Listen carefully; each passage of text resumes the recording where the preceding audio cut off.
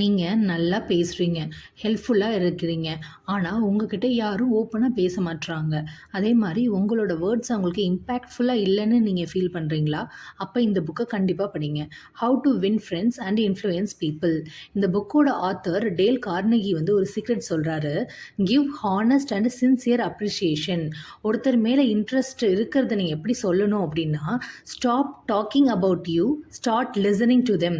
அவங்களுக்கு அது எப்படி ஃபீல் ஆகும்னா, treat others like they are important, not fake. அது வந்து அவங்களுக்கு ஜென்யூனாக ஃபீல் ஆகும். நீங்கள் உண்மையாகவே அவங்க மேலே இன்ட்ரெஸ்டோடு தான் அந்த விஷயத்தை கவனிக்கிறீங்க, கேட்குறீங்கன்னு நினைப்பாங்க. அதே மாதிரி இந்த புக்கில் 30+ இம்பார்ட்டண்ட் கோல்டன் ரூல்ஸ் பற்றி சொல்லியிருக்காங்க. இந்த ஒன் லைனில் சொல்லணுன்னா, people don't care how much you know until they know how much you care. இது ரொம்பவே இம்பார்ட்டண்டான ஒரு விஷயம்.